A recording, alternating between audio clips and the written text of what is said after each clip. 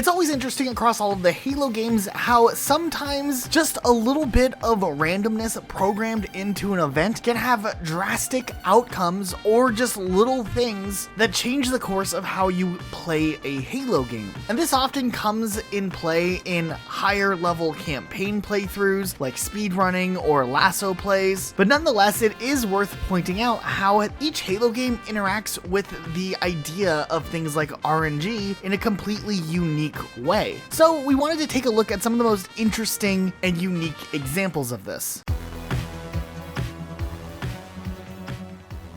But before we jump into it, it's an interesting time we live in. Halo Infinite and Halo the Master Chief Collection are both on PC. And we know with that, a lot of you guys probably could use an upgrade to your computer to really give yourself that little performance boost that you might need. And that's where today's sponsor, Crucial, comes into play. If you don't know who Crucial are, they are the memory and storage experts that can easily help you upgrade your PC, as they offer a range of products from RAM to a variety of different types of SSDs. It's actually really cool. Crucial has a system scanner you can easily use to find out what upgrades are right for your computer within minutes. Whether you're a gamer or you just use your computer for things like work or just browse the internet to look at memes, you definitely want to have the best speed and performance possible while also having enough space for all your stuff. Crucial makes this super easy. My gaming computer is from 2015. You should see this bad boy trying to play Halo. Now mind you, I'm not very computer savvy at all,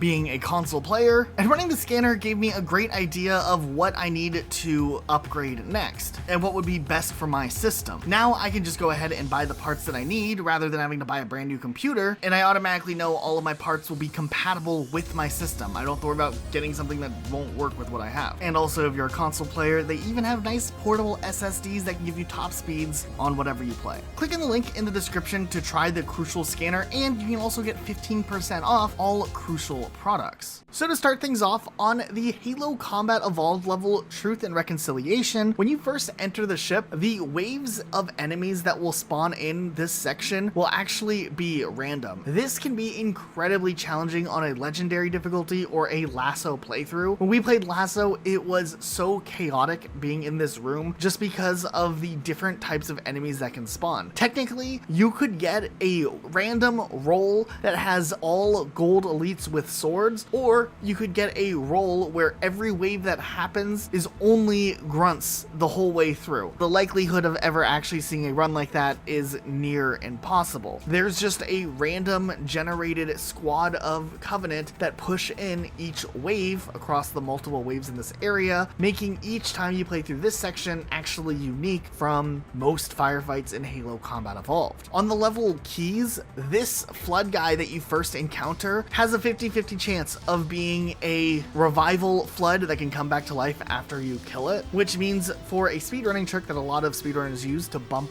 through this wall, they have to make sure they get the correct spawn of the flood. So a lot of the time, runners are forced to roll for the right type of flood that they need to be able to bounce through the wall and save a ton of time. Moving forward to Halo 2, on the level Arbiter, where you're chasing after the Heretic Elite, when you get to this room right before the Banshees, there is a 50-50 chance that the doors will open. Only one of them will open right away, on the right or the left, and you kind of just have to guess which one will open first. Whenever Luke and I played this co-op for either Lasso or for just some fun speedrunning attempts or for our Monopolized achievement also, we would split up, and then the other person would have to do something specific while the person with the faster door would immediately grab a Banshee and go to the end. On the beginning of the Halo 2 level Regret, the elites that spawn in this hallway are always RNG as to which type of elites will spawn. When Jervalen was doing his legendary all skulls on except Envy Deathless run, this was a painful section as some runs would die here because of the RNG. On the Halo 2 level Gravemind, if you look down the elevator and you're setting something up like the elevator skip, or you just want to have a smooth sailing down the elevator, here, there's actually a different combination of brutes that can spawn in on this middle level. Sometimes there's just one brute, sometimes there can be two brutes, or even three brutes in this middle level, and it's just completely random. On another one of Jervalin's lasso attempt streams, during a night of just chaos and cursed runs, one time Jervalin was playing on Armory, and the whole banter between Master Guns and Sergeant Johnson just didn't happen. We never got to hear the "my ass" line, and we knew that the run was cursed at that moment. But yeah, the dialogue being skipped here was something unheard of. In Halo 2's Sacred Icon, the end fight is actually completely random, basing on where the enemies spawn from, and while you can predict how many waves there'll be,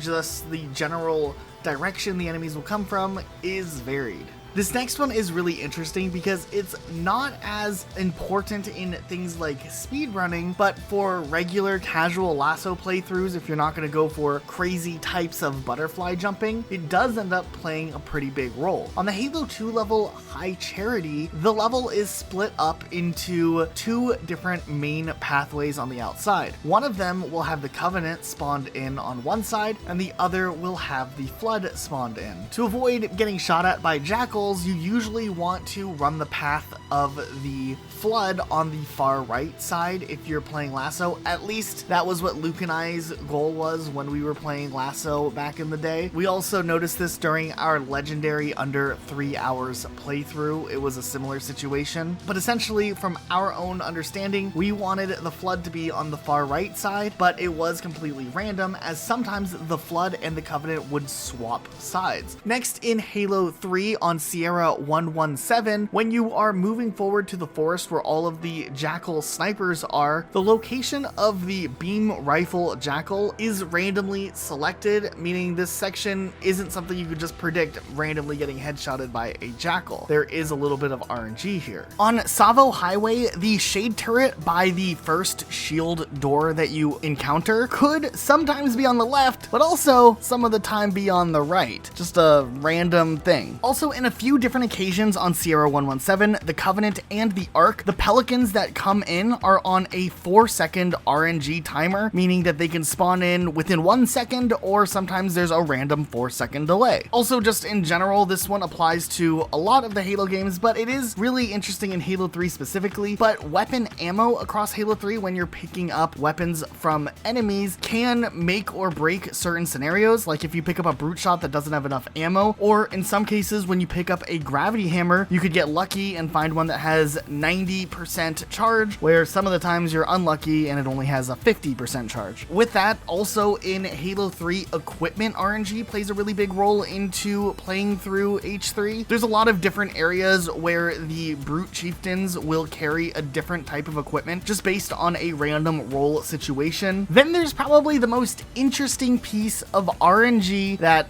we've ever learned about, and this was only recently brought to our attention. This is the RNG of rats in Halo 3. Now, what's really interesting is I was watching the speedrunner streamer Sasquatch Sensei. He's attempting Halo 3 Lasso Deathless right now, which is really entertaining to watch. And I brought up the question of RNG in Halo 3, and he talked about how at one point he was trying to map out a rat percent speedrun, but he talked about how there's actually a decent amount of RNG when it comes to the rat spawns on Crow's Nest. You see how, okay, so here's RNG, Rocket Sloth. You see how 2 rats spawned? When I was trying to route out rat percent, there's so much RNG with like flocks of critters. Like the amount of rats and like which ones spawn on Sierra are totally random. I don't know why I think stuff like this is really interesting. Maybe it's something at one point we'll take a closer look into and try to really analyze the science behind the spawning and the technicality behind some of the spawnings of the rats in Halo 3. So now let's move over to Halo 3 ODST. If you guys didn't know this, when we jokingly went after a bunch of ODST acrophobia speedrun world records, that actually got me into speedrunning this unironically. For the past like 2 months, Luke and I have gotten some friends friends together and we've been practicing the co-op speedrunning strategies for ODST Acrophobia, and I even grinded for a long time and finally got the solo Acrophobia world record along with a couple of individual levels. And during this whole passage of time, I've learned so much about ODST, it's actually unreal. And some of the RNG in ODST is unlike RNG in any other Halo title. For instance, on Prepare to Drop, after you clear all of the enemies in the first area, there is a random amount of time that occurs between the last enemy being killed and the pop-up on your screen telling you the next steps for getting your navigation set back up, or if you play with the blind skull on like I do to speedrun and save time, a random amount of time between killing the last enemy and the phone ringing. For whatever reason, sometimes it can take 10 more seconds than normal, other times it only takes 3 or 8 seconds. Sometimes you have an incredibly fast time that the phone turns on, but it is really interesting that for a very first level of a speedrun, there's so much randomness, especially since this level can range in completion time, where your overall time is just dependent on this one thing that can make a difference between getting a 58-second prepare to drop time or a 1 minute and 12-second prepare to drop time. Another really interesting one is on Oni Alpha site. There is a really cool out of bounds trick that you can do to get to the top of the building, bypassing the entire indoor firefight section and the elevator. Now the thing is, for whatever reason, there is a death barrier in the sky that will insta-kill you when you start making your way up the side of the building with Acrophobia skull on. However, this death barrier is only active some of the time. There is some sort of randomness to when the barrier is on and when it is turned off, and to this day nobody knows what actually causes the difference. All we know is the best method of surviving this is to get a checkpoint, or if you're in co-op, respawn on a teammate and continue to try until the barrier just isn't there for a second and you can make your way up to the top of the level. On the level NMPD HQ, whether you're playing with Acrophobia or regular, there is RNG based on which type of waves you will encounter during the firefight section. Some of the time you will have phantoms coming in from one direction, where another playthrough you will have the phantom coming in from a different direction. Sometimes 2 phantoms will come in, and other times during that same wave only 1 phantom will come in. There's also manipulation you can do to take out the banshees and speed up this time overall, but of course knowing all of the different types of waves and how to deal with them is key for getting a fast time. So this is where the RNG here really does come into play. On the level Data Hive, while you can have the fastest time just going through this level either normally or with Acrophobia, a big factor at beating the end of the level is Dare. Now in our case, we often will get to the final door where Buck and Dare have a conversation while Virgil opens the door, but depending on where Dare is, if she is closer to the door, she will trigger the dialogue with Buck way quicker than if she's off stuck somewhere in the map and the conversation happens over the radio instead. But yeah, sometimes we've been sitting in this area for a minute and a half waiting for the dialogue, and other times the dialogue starts pretty quickly. But nonetheless, this door won't open until they're finished with all of their dialogue. Lastly, on Coastal Highway, one thing that only happens in co-op is the chance that this phantom will crash into the scarab and it could potentially tip over and drop hunters out of bounds and they will fall to their death. This actually happened to us once while we were practicing co-op ODST, and the hunters died and it instantly triggered the next wave starting. However, recreating this trick is very close to impossible. There's so much randomness generated in the movement of the scarab aligning with the timing of the phantom. You could run into a lot of problems like the phantom dropping the hunters too early and they're dropped out of bounds in an area where you can't actually kill them and they're alive. We even had the hunters drop on top of the scarab one time and we had to try to shoot at them and kill them, but by that point we'd wasted so much time trying to figure out where they were in the first place. And then also there's a chance that the phantom just doesn't hit the scarab and just drops the hunters off normally. While the time save was really cool, the randomness of this is actually really stressful at the end of a run because we've had the hunters just die more often than not, and there's not much we can do to avoid this collision if that's just the RNG that gets pulled here. This next one's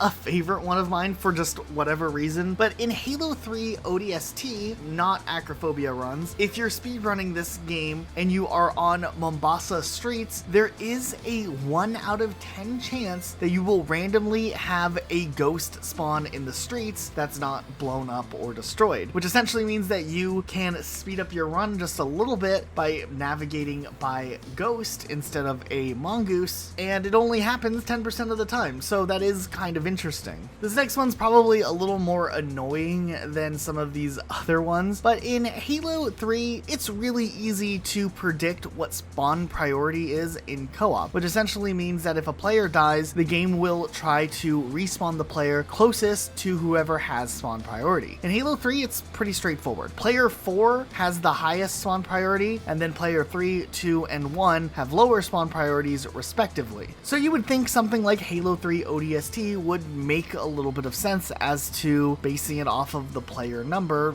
just like Halo 3. Except it's not the case for whatever reason. Matter of fact, when we load up on ODST to speedrun, we've consistently had issues where we are loading up where player 1 and 2 are flip-flopped around in loading. So I could be the host and Luke could be player 2, but once we load into the game, Luke will spawn in the host ODST drop pod, and I'll spawn in the player 2 drop pod, even if we're playing with 4 people. We've never seen players 3 and 4 flip into the 1 and 2 spots. It's always just player 1 and 2 that are flipped around, though that doesn't always mean that the spawn priority is flipped around also, which has really caused some weird configurations when we're trying to optimize prepare to drop, which is completely reliant on who has spawn priority and bumping through a wall as quickly as possible. We also theorized that spawn priority and the host has some sort of weird RNG happening somewhere around players 3 and 4, where they consistently have worse working acrophobias than players 1 and 2. It makes sense the host would have good acrophobia, but why is player 3 and 4 so consistently awful and player 2's is always like somewhat okay? We still don't fully understand that. Moving forward onto Halo Reach, on the level Oni sword base, when you are in the beginning section, this elite on the right can actually end up being red or blue. It's just random. On New Alexandria, there's actually several different routes you can possibly get for your missions when you're playing through the level. Firstly, the 3 main sections of the level that you travel to and you have to do every single time can come in a random order, but also the little side quests that are also required for the level are randomly picked from, and there are multiple ones that you won't get when playing through as well. So you end up getting a unique run of New Alexandria more often than not, as the level rarely ends up being an identical combination of sequences, so it is kind of an outlier compared to a lot of Halo levels. Also, before this whole branching thing that happens in New Alexandria, if you back up to the beginning of the level, you actually have to rely on Banshee spawns to hijack them. And if you don't have the Banshee spawn early on, you're kind of just out of luck for that part of your speedrun. On Halo Reach's Long Night of Solace, when you enter the enemy ship, inside the room where there are camo elites, grunts, and a golden elite, there are RNG spots where they'll actually spawn, and there is even an RNG chance that one of the special Bob elites could also spawn in there as well. In Oni Sword Base, during the courtyard section, when you get to the target locator and you kill some of the enemies, the airstrike pattern itself is actually random. This is why you'll see speedrunners trying to manipulate the enemies to run into certain places, because there's this element of unpredictability. On Long Night of Solace, there's sleep timers set up near almost every single enemy spawn. We talked to Speedrunner 2 Easy about this, and he actually pointed out that in the space section and in the Corvette, these random sleep timers can make you lose up to 30 seconds here, just in the case that you get some bad luck. On the level The Package, during the end fight section, when you have to kill all of the phantoms, they actually will spawn in a random order. And depending on the difficulty, sometimes there's also an individual randomized delay as well, meaning that even if you roll a good spawn order, there are instances where you can run into a delay where you have to wait for the enemies to deload so that the level can carry on. This is like a very rudimentary explanation of some of these examples, but it is worth noting nonetheless. Going forward to Halo 4 on Requiem, in the map room, after you activate the 2 buttons you need to press, the enemies are actually random as far as how quickly or slowly it will take for them to move outwards. On the level Composer, it's another example of a level that has some sleep timers, but there's a 1 to 3 second sleep timer with some of the dialogue that you have to wait before you can progress a lot of the time. On the level Midnight, this portal opens up anywhere between 12 seconds to 20 seconds, and there's nothing you can really do except hope that you get the faster time than the slower time if you're speedrunning. Halo 5's interesting. There's a few examples of this type of stuff as well. On Unconfirmed and Reunion, there's a launch that you can do with the Warden that is completely reliant on randomness here. The Warden has 3 attacks, and for speedrunning, you need him to do the shoulder lunge attack that will give you a launch upwards, and you essentially just have to wait for that exact attack to queue up. On the level Glassed, the enemy spawns at the end of the level are completely random as to how fast it takes for them to spawn in, and at the end of Evacuation, you have to clear out 3 of the knights, but they can spawn in 3 of 10 different locations, which does shake things up a little bit. Speedrunning in Halo Infinite's actually really interesting too, because when you get to the open world part of the game, for you to actually get a good time, you kind of have to have some good RNG that allows you to get a ghost early on. And to do this, you have to go to a certain location and essentially just hope that there's a ghost there. And that's just kind of random. Even Halo Infinite has some interesting examples of how spawning can be selected at a random case-by-case basis. And we're sure that even more discoveries will be made the longer that Infinite is kind of in the spotlight for Halo campaigns. But what do you guys think about RNG when it comes to Halo games? Do you think it's something that adds more to the game, adding this extra little element, or do you think typically things like RNG end up being more frustrating? I can see both sides of this argument having some really good takeaways. Like, on one hand,